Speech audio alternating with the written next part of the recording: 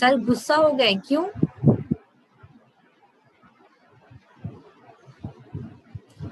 अब देखिएगा, previous class में तो हम लोगों ने स्टैटिक के एक पॉइंट को हम लोगों ने कंप्लीट किया था। आज की क्लास में हम लोग डिस्कस करेंगे बैंकिंग टर्मिनोलॉजी के बारे में कि हमारे बैंकों में जो है ना कौन कौन से इंपॉर्टेंट टर्म्स जो है वो यूज किए जाते हैं।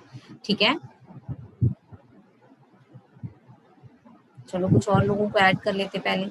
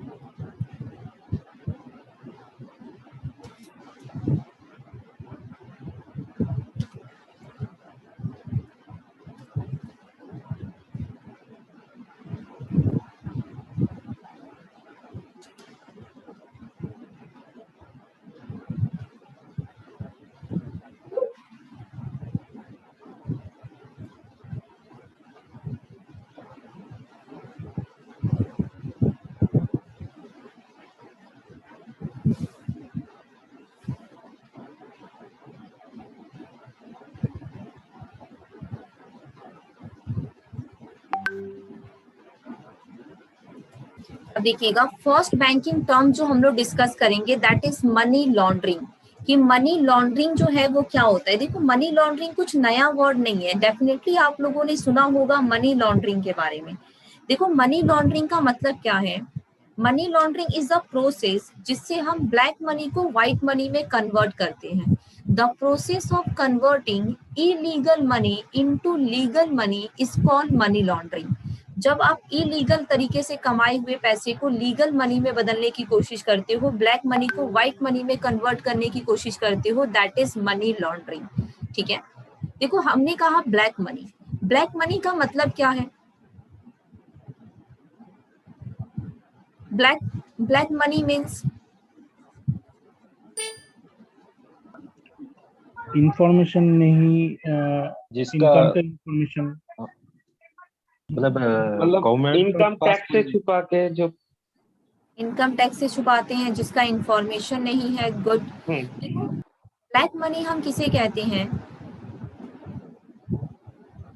जिसका देखो प्रॉपर इंफॉर्मेशन नहीं है। बिल्कुल सही कहा आपने, जिसका सोर्स ऑफ इनकम क्या है हमें नहीं पता, जिसके ऊपर जो है हम लोगों ने टैक्स नहीं पे किया है। ब्लैक मनी का मतलब क्या है, जिसके ऊपर आपने टैक्स पे नहीं किया है वो है ब्लैक मनी।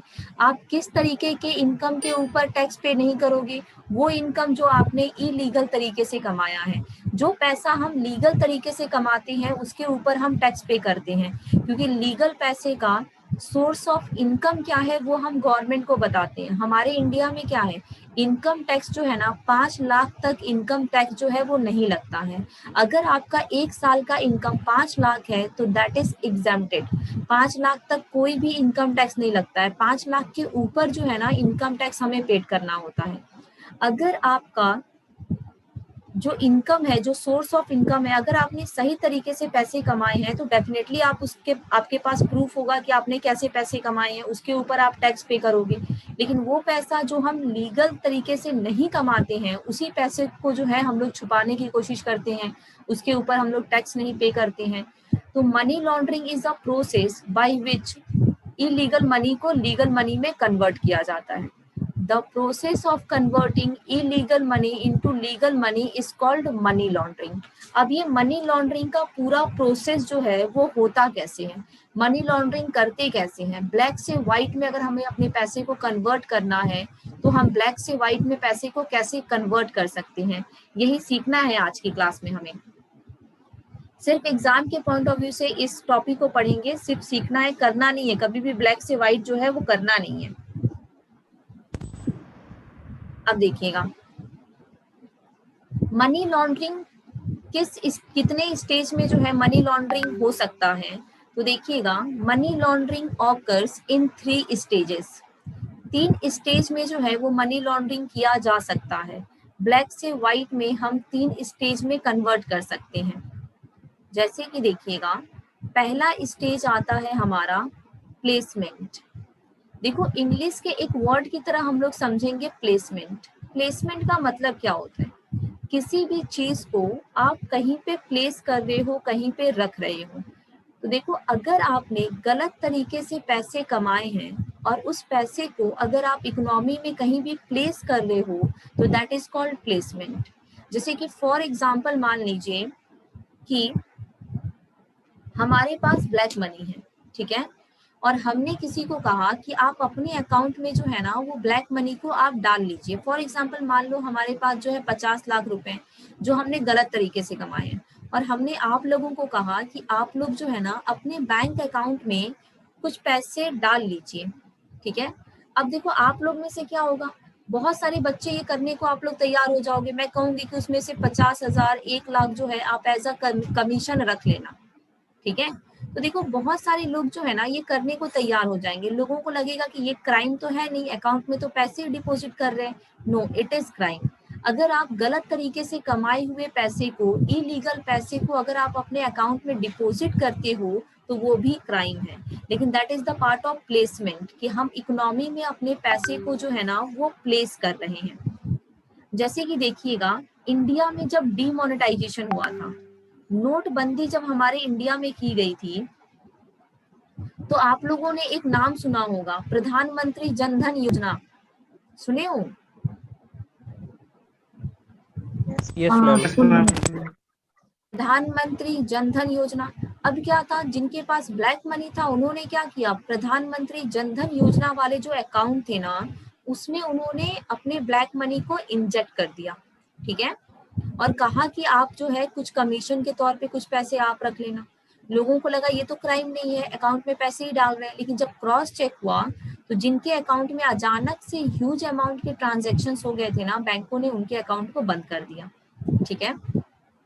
तो ये होता है प्लेसमेंट, जब हम अपने गलत तरीके से कमाए हुए पैसे को मार्केट में कहीं भी इंजेक्ट करने की कोशिश करते हैं। Entry of funds derived from any criminal activities, किसी भी गलत तरीके से कमाए हुए पैसे को जब हम इकोनॉमी में इंजेक्ट करते हैं दैट इज प्लेसमेंट।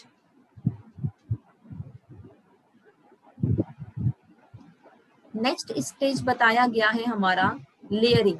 लेयरिंग का मतलब तो बिल्कुल सिंपल, सब समझते होंगे, एक के ऊपर लेयर चढ़ाना, ठीक है, लेयरिंग करना। देखो जिसके पास ब्लैक मनी होता है क्या वो अपने पैसे को, ब्लैक मनी को अपने पास रखता है? नहीं। ब्लैक मनी जिसके पास होगा वो कभी भी अपने पास नहीं रखेगा, वो क्या करेगा, मार्केट में किसी दूसरे को पैसे दे देगा, ठीक है।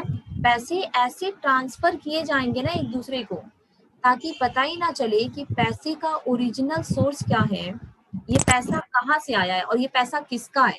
ट्रांजैक्शंस को क्या किया जाएगा, बहुत ही कॉम्प्लेक्स करने की कोशिश की जाएगी। अब देखिएगा जिसके पास ब्लैक मनी है उसका पहले कोशिश क्या रहेगा कि हम बचें, ठीक है, हम पकड़े ना जाएं। पहला कोशिश तो उसका यही रहेगा कि हमें बचना है। अब वो मार्केट में ट्रांजैक्शंस को बहुत ही कॉम्प्लेक्स कर देगा। क्या करेगा, creation of a complex network of transactions. वो ट्रांजैक्शंस को इतना कॉम्प्लेक्स करेगा ताकि पता ही ना चले किसका पैसा है, वो किसके पास गया हुआ है, इकोनॉमी में क्या यूज है इस पैसे का, ठीक है। जैसे कि देखिएगा अगर मैं इंडिया की बात करूँ ना तो इंडिया में बहुत ही बड़े बड़े लोगों के ऊपर, बहुत ही बड़े बड़े बिजनेसमैन, बहुत ही बड़े बड़े लीडर्स, उन सब के ऊपर जो है ना ये मनी लॉन्ड्रिंग का केस चलता है। अभी कुछ महीने पहले क्या हुआ ना, बिहार में एक लीडर के ऊपर ना मनी लॉन्ड्रिंग का केस चला। जब उनका पूरा अकाउंट चेक किया गया, उनके पूरे ट्रांजैक्शंस को जब चेक किए गए तो उनके बैंक अकाउंट से तो बहुत ही सिंपल ट्रांजैक्शंस हुए थे, बहुत ही सिंपल अमाउंट के ट्रांजैक्शंस हुए थे। बट जब उनके ड्राइवर के बैंक अकाउंट को चेक किया गया ना तो ड्राइवर के बैंक अकाउंट से जो है ना करोड़ों के ट्रांजैक्शंस हुए, ठीक है। तो वो क्या कर रहे थे, जो लीडर थे वो अपने ड्राइवर के अकाउंट को यूज कर रहे थे, ठीक है। तो जिनके पास ब्लैक मनी होता है ना वो कभी भी अपने पास नहीं रखते हैं, वो मार्केट में कहीं ना कहीं उसे सर्कुलेट कर देंगे ताकि वो पकड़े ना जाए। देखो पहले कोशिश तो रहती है कि हम पकड़े ना जाए, लेकिन जब इनकम टैक्स डिपार्टमेंट रेट डालती है ना तो वो हर एक ट्रांजैक्शन को चेक करती है, लेकिन पहले तो कोशिश डेफिनेटली रहेगी कि हम लोग बचें, ठीक है। तो बहुत ही कॉम्प्लेक्स किया जाएगा ट्रांजैक्शंस को। जैसे कि फॉर एग्जांपल मान लो किसी के पास ब्लैक मनी है, उसने क्या किया, दिल्ली में एक फ्लैट खरीद लिया, फिर दिल्ली के फ्लैट को बेच करके जो है वो क्या कर रहा है, कलकत्ता में एक फ्लैट खरीद रहा है, कलकत्ता के फ्लैट को बेच करके गोवा में एक फ्लैट खरीद रहा है, गोवा के फ्लैट को बेच करके जो है फिर जा करके गुजरात में जा करके सेटल हो जा रहा है। तो अब वो क्या कर रहा है, अपनी एक जगह की प्रॉपर्टी को खरीद रहा है, बेच रहा है, बहुत ही कॉम्प्लेक्स कर रहा है ट्रांजेक्शन्स को, ताकि ओरिजिनल सोर्स जो है इस पैसे का ओरिजिनल सोर्स ना पता कर पाए, ठीक है। तो ये होता है लेयरिंग, लेयरिंग करके भी लोग मनी लॉन्ड्रिंग करते हैं। नेक्स्ट आता है हमारा इंटीग्रेशन। इंटीग्रेशन देखो क्या होता है, return of funds to the legitimate economy. आपका जो गलत तरीके से कमाया हुआ पैसा है ना वो इकोनॉमी में इंजेक्ट किया जाएगा। अब हम अपने गलत तरीके के पैसे को कैसे इकोनॉमी में इंजेक्ट कर सकते हैं, यहाँ पे क्या होगा, आपका जो गलत तरीके का पैसा है ना, आप क्या करोगे, मार्केट में कोई एक्सपेंसिव एसेट खरीद के, कोई भी एक्सपेंसिव एसेट खरीद के जो है आप अपने पैसे को मार्केट में इंजेक्ट करोगे। जैसे कि फॉर एग्जांपल मान लीजिए आपके पास जो ब्लैक मनी है, आपने उससे क्या किया, बहुत ही एक्सपेंसिव आपने कार खरीद लिया। जब आप बहुत ही एक्सपेंसिव कार खरीदोगे तो जरा ये बताओ, कार वाला आपसे पूछेगा कि इस पैसे का क्या सोर्स ऑफ इनकम है? नो। कार वाला तो आपसे नहीं पूछेगा कि इस पैसे का क्या सोर्स ऑफ इनकम है। या फिर मान लीजिए आपने बहुत ही एक्सपेंसिव जो है ना एक डायमंड खरीद लिया। अगर आप डायमंड खरीद रहे हो तो आपने अपने पैसे को जो है ना एक एसेट में कन्वर्ट कर दिया। डायमंड क्या है, इंडिया के बाहर भी ले जा करके आप डायमंड को बेच सकते हो, ठीक है। तो जब हम अपने गलत तरीके से कमाए हुए पैसे को एसेट में बदल देते हैं और ये हम पूरा लीगल वे में खरीदेंगे, यानी कि अगर कार खरीद रहे हो तो पूरा टैक्स वगैरह पेड करके कार खरीदोगे, ठीक है। टैक्स वगैरह जो है हम पूरा पे करके अपना कार खरीदेंगे। कोई भी एसेट खरीद रहे हैं तो पूरा लीगल वे में खरीदेंगे। तो हमारा पैसा जो है वो मार्केट में इंजेक्ट हो गया और हमारे पास क्या हो गया, एक एक्सपेंसिव एसेट हो गया। तो लोग क्या करते हैं, अपने गलत तरीके से कमाए हुए पैसे से कोई भी एक्सपेंसिव एसेट खरीद लेते हैं और वो अपने पैसे को मार्केट में इंजेक्ट कर देते हैं। तो दैट इज इंटीग्रेशन। यही 3 तरीके हैं जिससे ब्लैक से व्हाइट जो है वो लोग करते हैं, या तो प्लेसमेंट या लेयरिंग या फिर इंटीग्रेशन, ठीक है। जैसे कि देखिएगा जब इंडिया में डीमोनेटाइजेशन किया गया था तो आप लोगों ने देखा होगा ना, इंडिया के जो बड़े बड़े मंदिर हैं वहां पे डोनेशन जो है बहुत ज्यादा बढ़ गया था। सुना था ये सब आप लोगों ने? Yes ma'am. Yes ma'am. हाँ मैम। डीमोनेटाइजेशन हुआ था तो उस टाइम पे हम लोगों ने देखा था ना कि डोनेशन वगैरह जो है कितना ज्यादा बढ़ गया था मार्केट में। मंदिरों में बड़े बड़े करोड़ों, बहुत गुना जो है ना डोनेशन बढ़ गया था। बिकॉज देखो वो सारी चीजें ना ब्लैक मनी है, लोगों के पास कोई हिसाब नहीं है पैसे कहाँ से आए हैं क्या। अगर वो गवर्नमेंट को दिखाते हैं तो गवर्नमेंट जो है उसके ऊपर पनिशमेंट भी देती है। अगर मनी लॉन्ड्रिंग करते हुए पकड़े गए तो इसका पनिशमेंट भी है। तो लोगों ने क्या किया, डोनेशन के फॉर्म में जो है ना पैसे जो है वो मंदिर वगैरह में चढ़ा दिया लोगों ने। यहाँ तक कि देखिएगा जब डीमोनेटाइजेशन किया गया था ना तो मोदी गवर्नमेंट ने कहा भी था कि जिनके पास ब्लैक मनी है ना, आप अपना ब्लैक मनी सरकार को दे दीजिए, ठीक है। आप अपना ब्लैक मनी सरकार को दे दीजिए और उसका एक सर्टेन परसेंटेज जो है ना गवर्नमेंट आपको भी दे देगी और आपके ऊपर कोई भी केस वगैरह जो है वो नहीं चलेगा, ठीक है। गवर्नमेंट ने ऐसा भी ऑफर किया था ताकि गवर्नमेंट ब्लैक मनी को ले सके मार्केट से, ठीक है। तो गवर्नमेंट ने ऐसा भी ऑफर किया था। अब देखो यही 3 तरीके से जो है हम लोग ब्लैक मनी को लोग व्हाइट मनी में कन्वर्ट करते हैं। लेकिन ये जो ब्लैक से व्हाइट जो कन्वर्ट किया जा रहा है ये गलत है। अगर ब्लैक से व्हाइट में लोग कन्वर्ट कर रहे हैं अपने पैसे को, ब्लैक मनी को व्हाइट मनी में कन्वर्ट कर रहे हैं तो ये गलत है। अब ये गलत है तो इसको रोकने के लिए लॉ बनाया गया।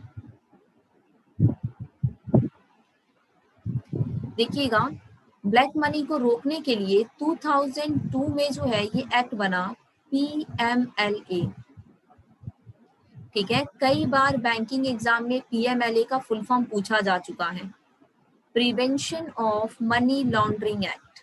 मनी लॉन्ड्रिंग को रोकने के लिए जो है ना पीएमएलए एक्ट बना 2002 में, prevention of money laundering act.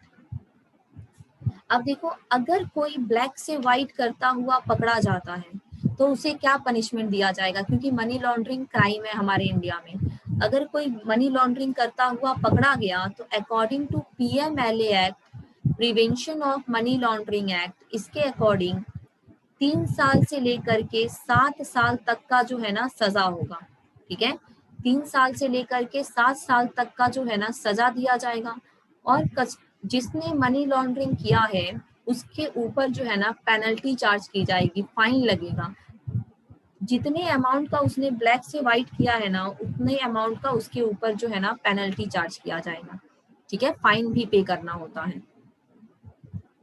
आप लोगों ने हवाला ट्रांजैक्शन सुना है? हवाला ट्रांजैक्शन,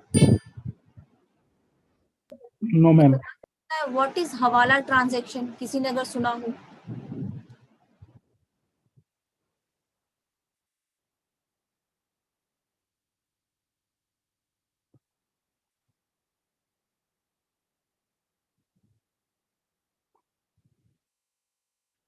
सायन ने सही बता दिया, हवाला ट्रांजैक्शन का मतलब क्या होता है। देखिएगा, हवाला ट्रांजैक्शन जो है ना ये भी रिलेटेड है मनी लॉन्ड्रिंग से ही।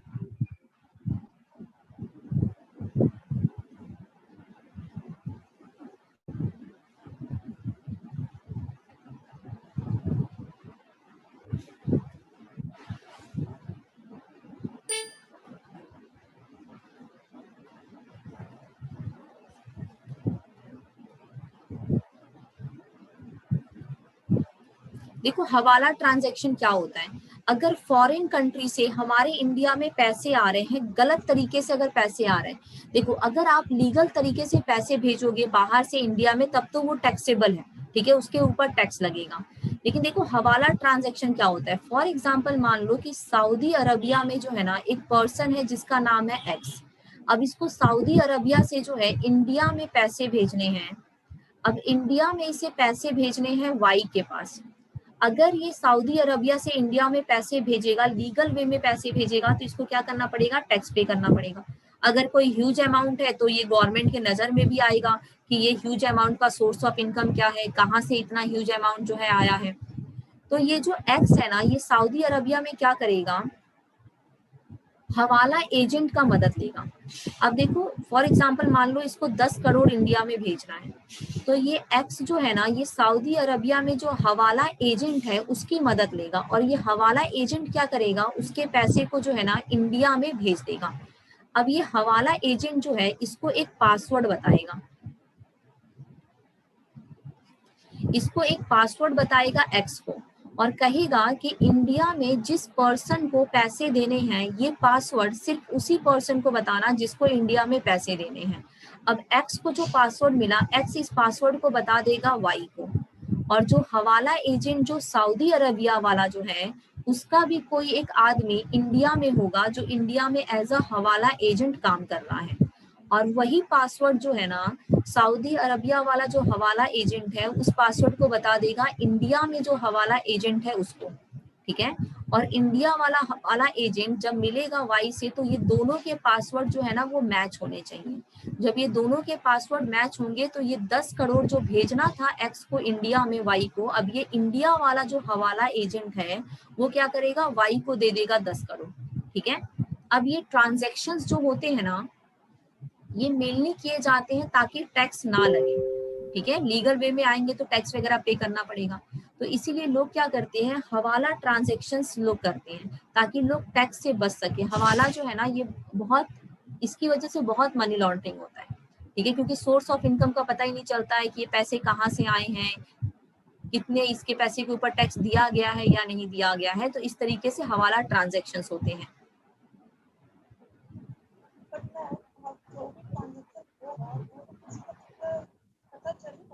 अगर देखिए मनी लॉन्ड्रिंग करते हुए अगर कोई पकड़ा जाता है तो prevention of money laundering act लगता है उसके ऊपर।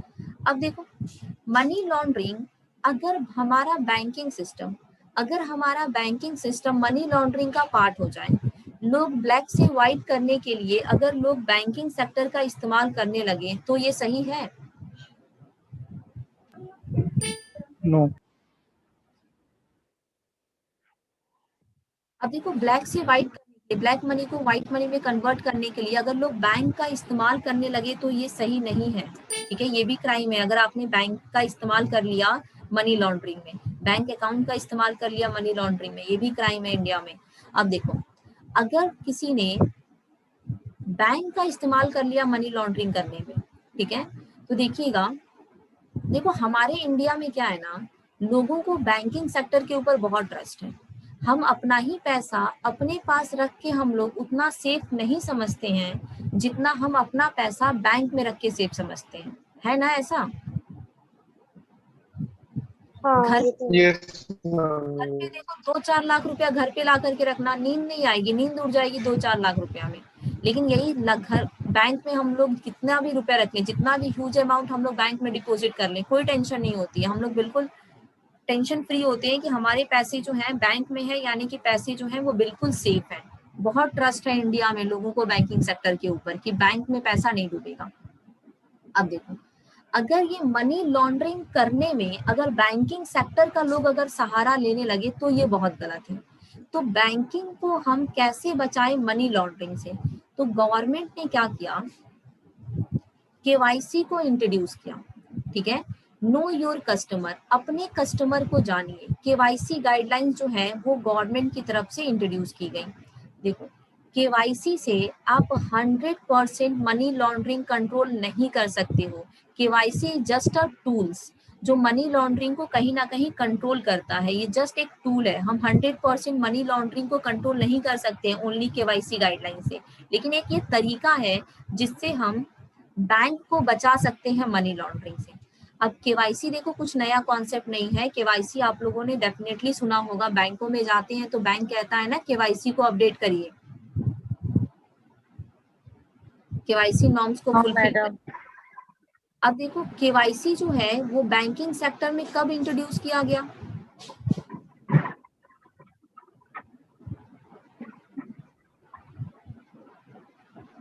केवाईसी बैंकिंग सेक्टर में कब इंट्रोड्यूस हुआ?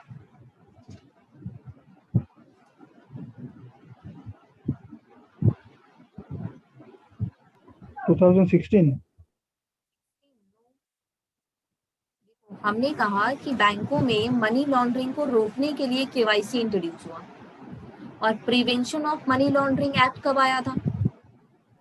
2002. 2002। तो 2002 में ही बच्चा याद रखिएगा, 2002 में ही जो है ना केवाईसी गाइडलाइन को बैंकिंग सेक्टर में इंट्रोड्यूस किया गया। नो योर कस्टमर, अपने कस्टमर को जानिए। देखो, बैंक को पूरा हक है ये जानने का कि बैंक कैसे कस्टमर को सर्विस प्रोवाइड कर रहा है। ठीक है, नो योर कस्टमर। अब एक क्वेश्चन आता है आप लोग के बैंकिंग एग्जाम में कि केवाईसी गाइडलाइंस के बारे में कहाँ पे मेंशन किया गया है। तो बच्चा आप लोग याद रखिएगा, केवाईसी की बात की गई है बैंकिंग रेगुलेशन एक्ट,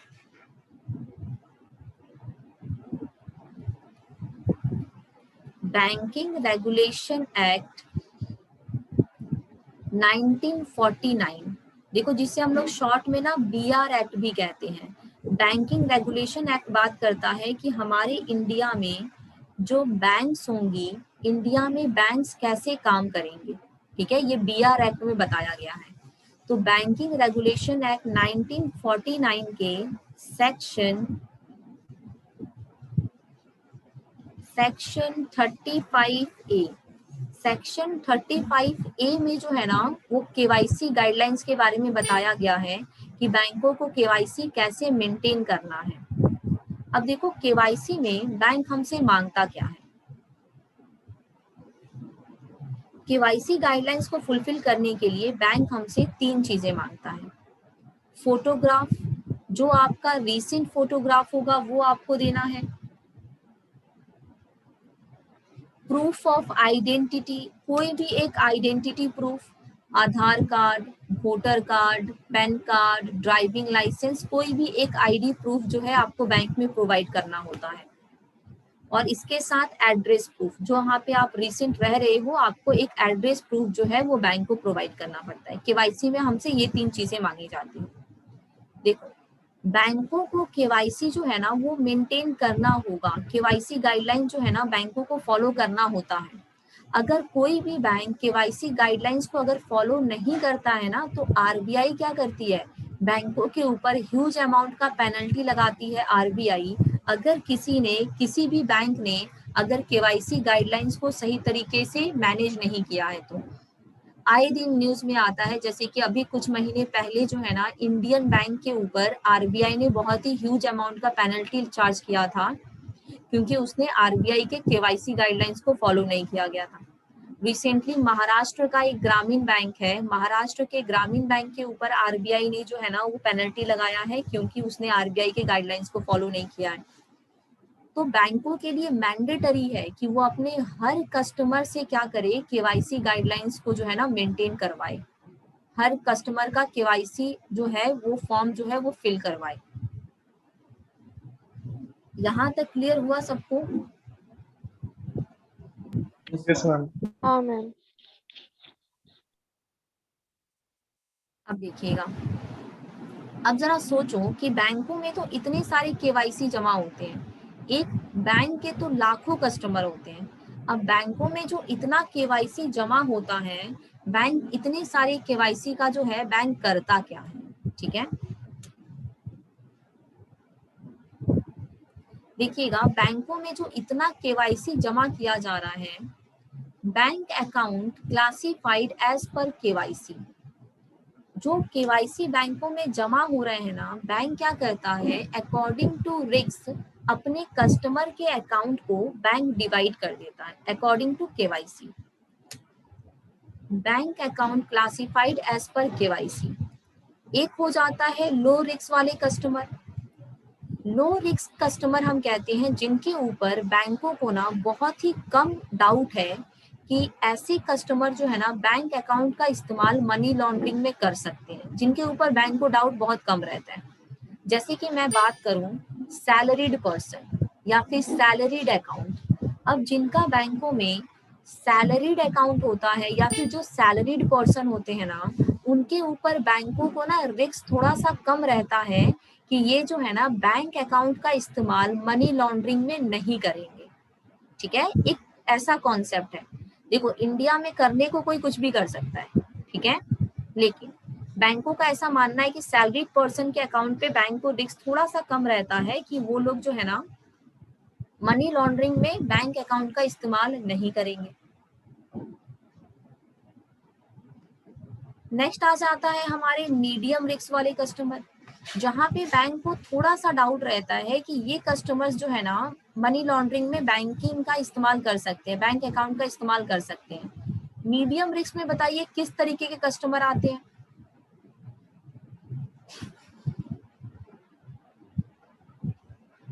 किस तरीके के कस्टमर्स को बैंक मीडियम रिस्क में रख देता है?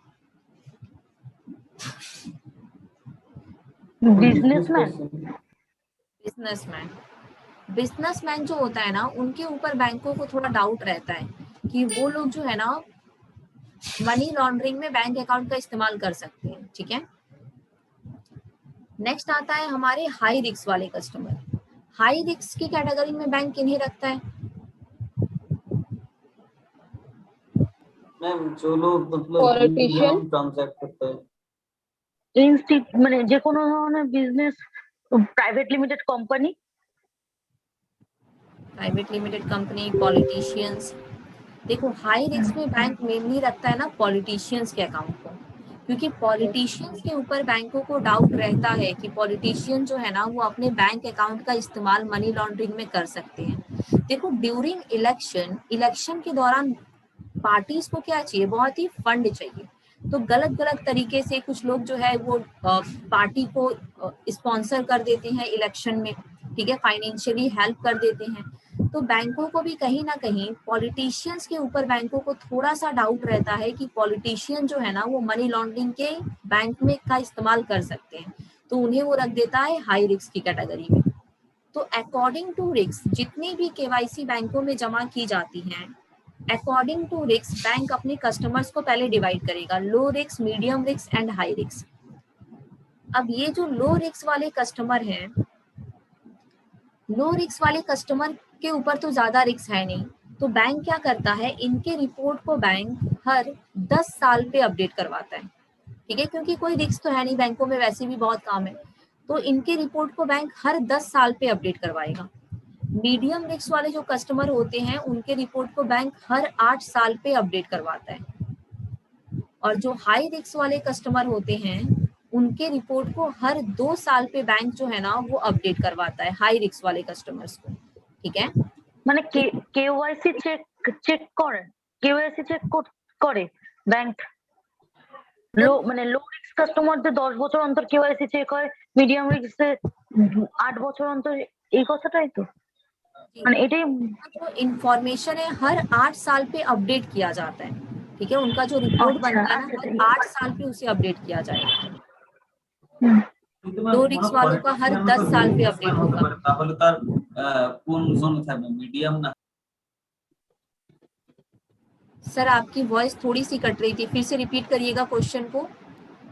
सर मैं बोल रहा था कि अगर कोई पॉलिटिशियन तो बिजनेसमैन नहीं हो सकता, क्योंकि एज अ बिजनेस पर्सन वो बैंक में ट्रांजैक्ट करता है, तो उसके रिगार्डिंग वो मतलब कौन से जोन में रखा जाएगा, हाई रिस्क या मीडियम? देखो मीडियम रिस्क में ही आते हैं, बिजनेसमैन जो होते हैं ना वो मीडियम रिस्क में ही आते हैं, लेकिन बिजनेस के भी क्या है, कुछ क्लासिफिकेशन है ना कि आपका जो है माइक्रो बिजनेस है, मीडियम बिजनेस है या फिर लार्ज बिजनेस है, किस तरीके का बिजनेस आप कर रहे हो, छोटा मोटा बिजनेस है या फिर बड़ा बिजनेस है, लेकिन बिजनेसमैन को वो रखता है मीडियम रिस्क की कैटेगरी में बैंक, ठीक है। बड़े बड़े कुछ बिजनेसमैन को वो हाई रिस्क में भी रख देता है, उनका रिपोर्ट देख करके कि प्रीवियस उनका ट्रांजैक्शंस कैसा रहा है बैंकों में, किस तरीके के कस्टमर हैं वो, तो उनको हाई रिस्क में भी बैंक डाल देता है उनके रिकॉर्ड को देख करके। OVD का फुल फॉर्म होता है officially valid document, officially valid document. देखो कोई भी एक डॉक्यूमेंट जो है ना आप बैंक को प्रोवाइड कर सकते हो as a identity proof, PAN card, Aadhaar card, driving licence, ID proof हो गया, पासपोर्ट हो गया, नरेगा जॉब कार्ड हो गया, कोई भी ऑफिशियली वैलिड डॉक्यूमेंट, कोई भी एक document as a ID proof आपको बैंक को प्रोवाइड करना होता है।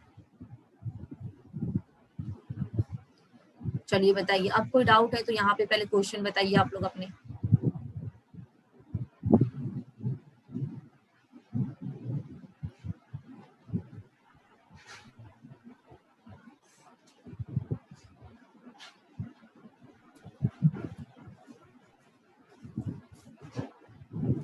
क्लियर है, कोई डाउट नहीं है?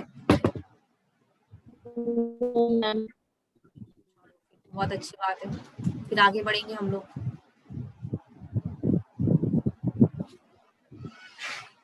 देखो मोस्ट इम्पोर्टेंट इस टॉपिक से आपको याद रखना है PMLA का फुल फॉर्म, ये बहुत बार आ चुका है, क्लर्क का एग्जाम हो, PA का और PO का एग्जाम हो, ये मतलब कॉमन क्वेश्चन है मनी लॉन्ड्रिंग से। क्या हो रहा है PMLA का फुल फॉर्म, चैट बॉक्स में बताओ सब, PMLA का full form.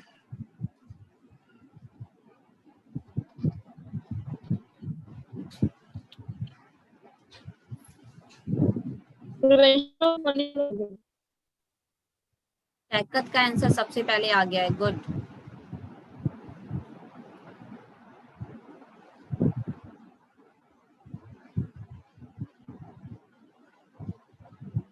Shayan, Saumya,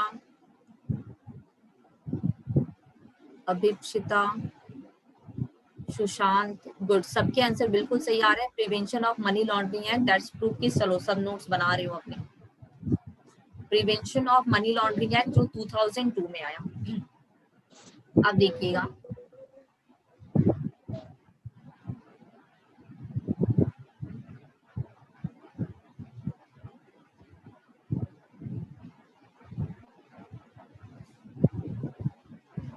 next जो पॉइंट मैं डिस्कस करूंगी वो है प्रधानमंत्री जन धन योजना, ठीक है, प्रधानमंत्री जन धन योजना। देखो कोई नया नहीं है ये स्कीम, आप सबने डेफिनेटली सुना होगा प्रधानमंत्री जन धन योजना के बारे में, PMJDY, प्रधानमंत्री जन धन योजना। अब देखो प्रधानमंत्री जन धन योजना जो है इसे क्यों लाया गया?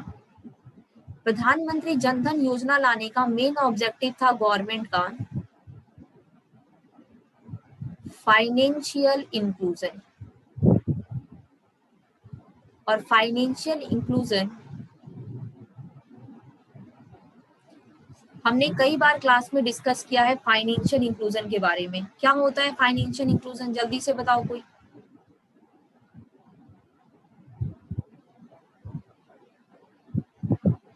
फाइनेंशियल इंक्लूजन का मतलब क्या होता है?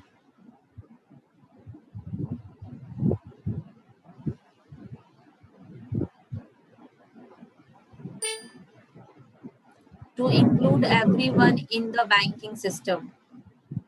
बिल्कुल सही आंसर आ गया, बिल्कुल सही, गुड। देखो फाइनेंशियल इंक्लूजन का मतलब क्या है, ज्यादा से ज्यादा लोगों को हमें बैंकिंग सेक्टर से जोड़ना है। अब कैसे जोड़ सकते हैं हम ज्यादा से ज्यादा लोगों को बैंकिंग सेक्टर में? कुछ तो एडवांटेज देना पड़ेगा तभी तो लोग जुड़ेंगे। देखो हम और आप ना मेट्रो सिटी में रहते हो और हम लोग पढ़े लिखे हैं, तो हमें पता है कि बैंक का क्या इम्पोर्टेंट है, बैंक हमें क्या क्या सर्विस प्रोवाइड कर रहा है, बैंक जो है क्यों इम्पोर्टेंट है हमारी लाइफ में। देखो आज की अगर मैं बात करूँ ना, तो आज के टाइम पे ना बैंक एक बहुत इंपॉर्टेंट रोल प्ले करता है हम लोग के लाइफ में। ठीक है, सामान खरीदने जाते हैं हम लोग पेटीएम कर देते हो, जूस पीते हो आप फट से एटीएम कर देते हो, पुचका खाते हो एटीएम कर देते हैं हम लोग, पेटीएम कर दे रहे हो, एटीएम से पैसे निकाल रहे हो। तो आज के टाइम पे क्या है, बैंक जो है ना ये डे टू डे लाइफ का ना पार्ट हो गया है हमारा बैंकिंग सिस्टम। तो आज के टाइम पे ज्यादा से ज्यादा लोगों को हमको बैंकिंग सेक्टर से जोड़ना है। तो कैसे जोड़ेंगे? लोगों को कुछ एडवांटेज देना पड़ेगा तभी लोग बैंकिंग सेक्टर से जुड़ेंगे। तो गवर्नमेंट ने लॉन्च किया 2014 में। 2014 में गवर्नमेंट लेकर के आई प्रधानमंत्री जन धन योजना। और 2014, 15, 16 ये 3 साल में जो भी एग्जाम होता था ना बैंकिंग सेक्टर का, उसमें यहाँ से एक टॉपिक, यहाँ से एक क्वेश्चन जो है ना वो कंपलसरी हो गया था, हर एग्जाम में आता था। आज भी आता है इस टॉपिक से हमारे एग्जाम्स में। अब देखो इस टॉपिक से रिलेटेड कुछ इंपॉर्टेंट पॉइंट्स हम लोग डिस्कस कर ले। सबसे पहले देखिएगा प्रधानमंत्री जन धन योजना जो है इसका टैगलाइन आपको याद रखना है। देखो स्क्रीन पे दिख रहा होगा इसका टैगलाइन, मेरा खाता भाग्य विधाता। ठीक है, मेरा खाता भाग्य विधाता, ये जो टैगलाइन है प्रधानमंत्री जन धन योजना का। अब प्रधानमंत्री जन धन योजना क्या है? Like a saving account. जैसे हम अपने सेविंग अकाउंट को यूज करते हो वैसे ही आपका ये प्रधानमंत्री जन धन अकाउंट भी है। लेकिन इसके ऊपर जो है ना गवर्नमेंट कुछ एडवांटेज देती है इस अकाउंट के ऊपर। ठीक है, इसके बेनिफिट को जरा हम लोग डिस्कस करें। देखो सबसे पहले इंफॉर्मेशन मैं दे दूं कि जब प्रधानमंत्री जन धन योजना 2014 में जब लॉन्च किया गया इंडिया में, तो देखिएगा गिनीज वर्ल्ड रिकॉर्ड बना था।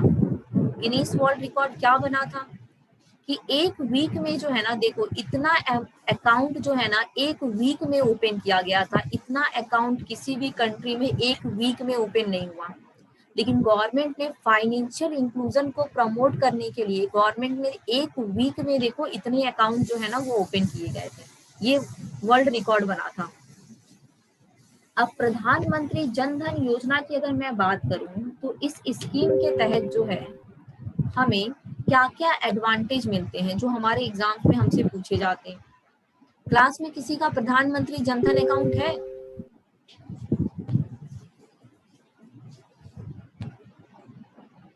किसी का नहीं है?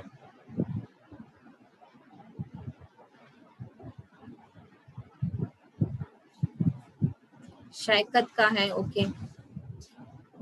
चलो क्या एडवांटेज मिलता है शैकत बता पाओगे आप? क्या बेनिफिट मिलता है इस अकाउंट के ऊपर?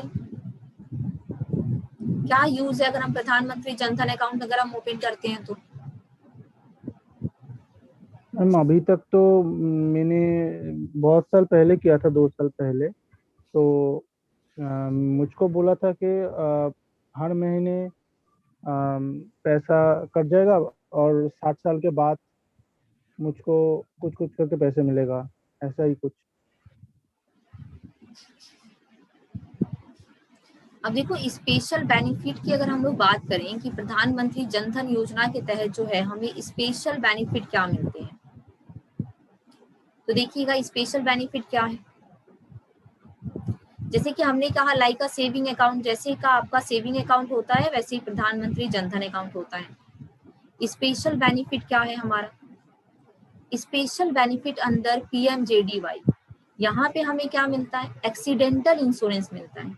Accidental insurance cover of ₹2 lakh. अगर देखिए किसी के पास अगर ये अकाउंट है, अगर उसका एक्सीडेंट हो जाता है तो उसे एक्सीडेंटल इंश्योरेंस मिलेगा 2 लाख तक का। साथ ही जो है लाइफ इंश्योरेंस कवर भी मिलता है।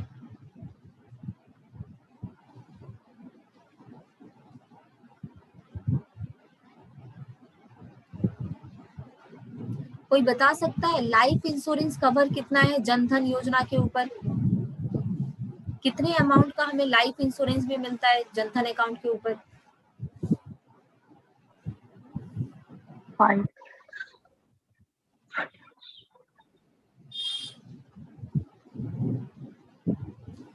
लाइफ इंश्योरेंस कवर जो लोग चैट बॉक्स में 30,000 कर रहे हो उनके आंसर बिल्कुल सही है। लाइफ इंश्योरेंस कवर हमें मिलता है 30,000 तक का, आपको लाइफ इंश्योरेंस कवर मिलता है। एक्सीडेंटल इंश्योरेंस मिलता है 2 लाख का, ठीक है। नो मिनिमम बैलेंस, कोई भी मिनिमम बैलेंस यहाँ पे मेंटेन करने की जरूरत नहीं है, बिकॉज प्रधानमंत्री जनधन अकाउंट जो है it is a zero balance account. ये जो है हमारा जीरो बैलेंस अकाउंट होता है। जीरो बैलेंस पे आप अकाउंट ओपन कर सकते हो। जैसे कि हमारा जो सेविंग अकाउंट होता है, सेविंग अकाउंट पे बैंक क्या कहता है, मिनिमम बैलेंस मेंटेन करना पड़ता है ना सेविंग अकाउंट पे।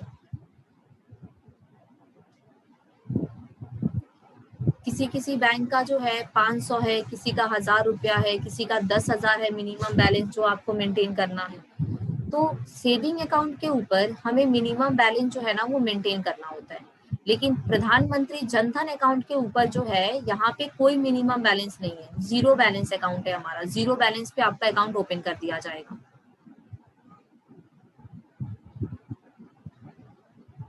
नेक्स्ट यहाँ पे क्या बेनिफिट है हमें, easy transfer of money across India. जैसे हम अपने सेविंग अकाउंट से इंडिया में कहीं भी हम पैसे को ट्रांसफर कर सकते हैं, वैसे ही प्रधानमंत्री जनधन अकाउंट के जरिए आप इंडिया में कहीं भी पैसे ट्रांसफर कर सकते हो, कोई दिक्कत नहीं है। लाइक अ सेविंग अकाउंट ही ये काम करता है। Next and most important point जो है हमारा जनधन योजना से related, beneficiaries of government schemes will get DBT in this account. What is the full form of DBT? DBT का full form क्या होता है?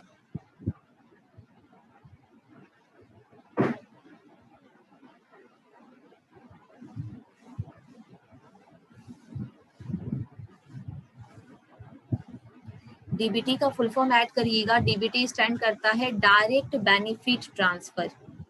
डायरेक्ट बेनिफिट ट्रांसफर, गवर्नमेंट अगर कोई भी बेनिफिट दे रही है तो वो पैसा जो है ना डायरेक्टली सिटीजन्स के अकाउंट में आएगा, दैट इज कॉल्ड DBT। अगर मैं सिंपल एग्जांपल दूं तो देखिएगा LPG कनेक्शन, LPG कनेक्शन के ऊपर हम सब सब्सिडीज ले रहे हैं, सब्सिडीज मिल रही है ना LPG कनेक्शन के ऊपर।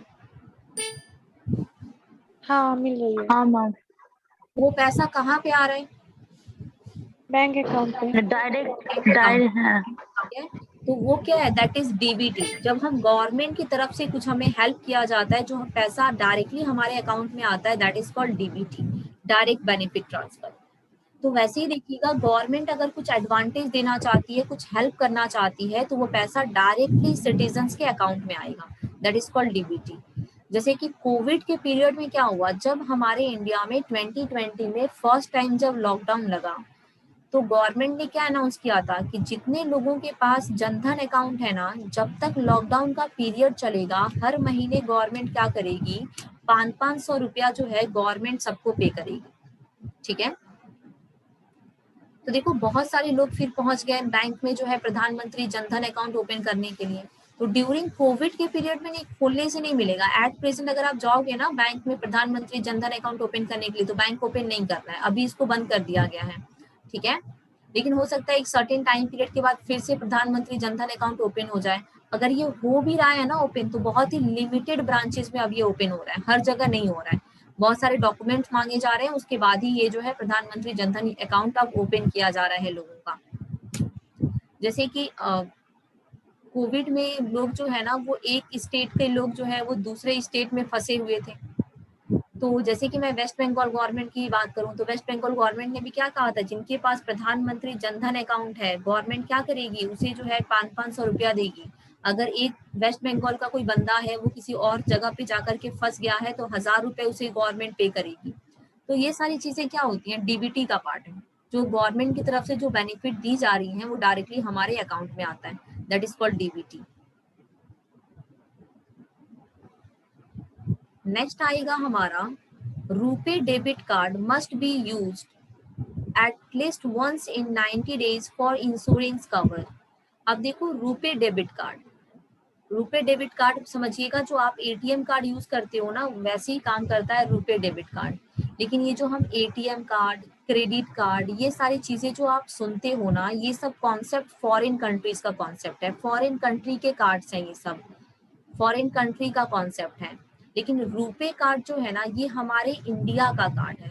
रुपे, RU यानी कि रुपीस, हम जो पे करते हैं वो रुपीस में पे करते हैं, इसीलिए हमारे इंडिया का जो कार्ड है उसे कहा गया रुपे कार्ड।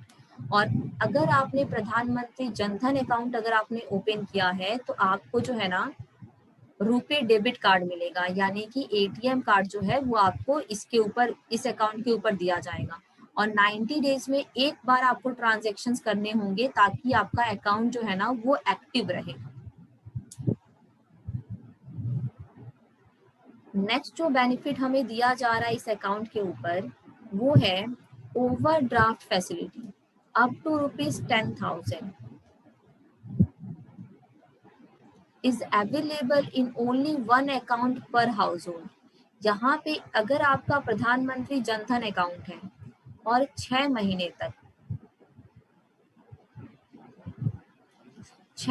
तक आपने ठीक ठाक ट्रांजैक्शन किया है, कोई ह्यूज अमाउंट का ट्रांजैक्शन नहीं है, मतलब सही तरीके से आपने अपने बैंक अकाउंट का यूज किया है, ठीक ठाक अगर आपने कोई ट्रांजैक्शन किया है, तो 6 महीने का आपका रिकॉर्ड देखने के बाद बैंक आपको जो है ना 10,000 तक का ओवरड्राफ्ट का फैसिलिटी बैंक इस अकाउंट पे आपको देगा। देखो, ओवरड्राफ्ट क्या होता है, मान लीजिए कि आपके अकाउंट में जो है ना सर्टेन अमाउंट है, फॉर एग्जांपल मान लो आपके अकाउंट में 4,000 रुपया है, और बैंक ने आपको जनधन अकाउंट के ऊपर बैंक आपको 10,000 तक का ओवरड्राफ्ट का फैसिलिटी जो है वो बैंक दे सकता है। यानी कि आप टोटल 14,000 जो है ना आप इस्तेमाल कर सकते हो, जिसमें से 4,000 तो आपका पैसा है, 10,000 बैंक आपको दे रहा है, दैट इज कॉल्ड ओवरड्राफ्ट, जो एक्सेस पैसा बैंक हमें देता है यूज करने के लिए। सेविंग अकाउंट के ऊपर क्या ओवरड्राफ्ट का फैसिलिटी मिलता है हमें? हम लोग तो सेविंग अकाउंट यूज करते हैं, हम सब, हमारे सेविंग अकाउंट के ऊपर क्या ओवरड्राफ्ट की फैसिलिटी है? नहीं होती है।